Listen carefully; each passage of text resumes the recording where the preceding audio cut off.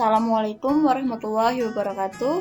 Saya Wiwit Putrianingsih, mahasiswa Prodi S1 Keperawatan dari Universitas Harapan Bangsa Purwokerto.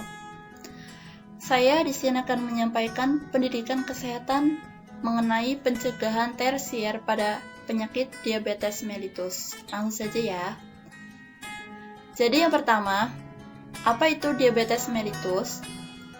Atau yang bisa disebut juga dengan kencing manis, adalah suatu keadaan terjadinya gangguan fungsi metabolisme tubuh dengan peningkatan kadar gula dalam darah atau hiperglikemia. Sebelumnya kalian harus tahu dulu apa itu pencegahan tersier. Jadi pencegahan tersier adalah semua upaya untuk mencegah proses penyakit lebih lanjut seperti perawatan dan pengobatan khusus pada penderita diabetes mellitus dan mencegah terjadinya cacat maupun kematian karena penyebab tertentu serta usaha rehabilitasi. Kemudian ada gejala hiperglikemia. Yang pertama, mulut dan kulit terasa kering, sering merasa kehausan, pusing, penglihatan menjadi buram dan kabur, buang air kecil meningkat, dan nafas terengah-engah, serta bau nafas yang tidak sedap. Kemudian kalian harus tahu dulu apa saja sih komplikasi dari akibat dari diabetes mellitus,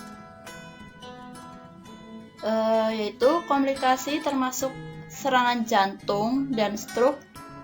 Kemudian ada infeksi kaki yang berat yang menyebabkan gangren, dapat mengakibatkan amputasi, serta gagal ginjal stadium akhir dan disfungsi seksual.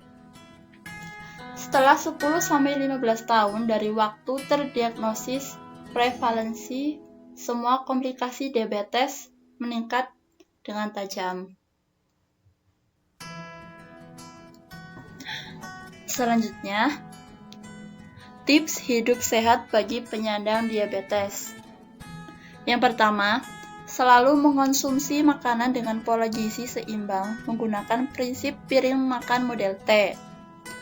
Jadi, prinsip piring makan model T itu memodifikasi porsi makan sehingga tubuh lebih banyak mengkonsumsi sayuran daripada karbohidrat dan protein. Artinya, tubuh mendapat sedikit kalori tetapi merasa kenyang karena asupan serat yang tinggi. Nah, jumlah sayuran harus lebih banyak dari karbohidrat, sekitar 2/3, sisanya itu 1/4 bagian itu bisa diisi dengan karbohidrat dan lauk pauk. Kemudian, batasi makanan berikut ini dan sangat baik jika dapat dihindari. Yang pertama, makanan yang mengandung banyak gula seperti permen, manis-manisan, kemudian kue seperti donat. Selanjutnya yang kedua, mengandung banyak lemak seperti makanan yang bersantan, kemudian yang goreng-gorengan gitu. Terus yang ketiga, mengandung banyak natrium, contohnya telur asin dan ikan asin. Dan yang terakhir untuk tipsnya yaitu selalu pantau kadar gula darah, meminum obat-obatan anti diabetes secara teratur yang sudah diresepkan oleh dokter, dan olahraga yang teratur. Jadi, olahraga yang teratur itu bukan hanya untuk penyandang diabetes mellitus saja ya. Bisa juga untuk orang-orang yang sehat agar terhindar dari penyakit-penyakit yang lain. Gitu. Kemudian, untuk perawatan kaki bagi penderita diabetes mellitus yang boleh dilakukan. Yang pertama, membersihkan kaki setiap hari. Keringkan dengan handuk termasuk sela-sela jari. memberikan pelembab pada daerah kaki yang kering kecuali sela-sela jari. Jangan lupa untuk menggunting kuku secara lurus mengikuti bentuk normal jari kaki. Gunakan sepatu atau sandal yang baik. Hubungi dokter bila kaki terluka. Jadi jangan dibiarkan saja ya, karena itu bisa menimbulkan gangreng, luka gangreng. Selanjutnya yang tidak boleh dilakukan. Yang pertama, jangan merendam kaki dengan air hangat untuk menghangatkan kaki. Yang kedua, jangan menggunakan botol panas atau peralatan listrik untuk menghangatkan kaki.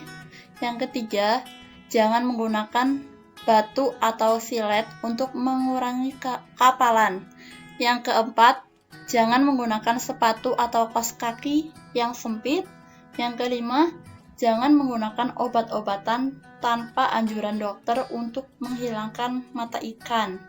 Yang keenam, jangan membiarkan luka sekecil apapun di kaki, jadi harus segera dirawat.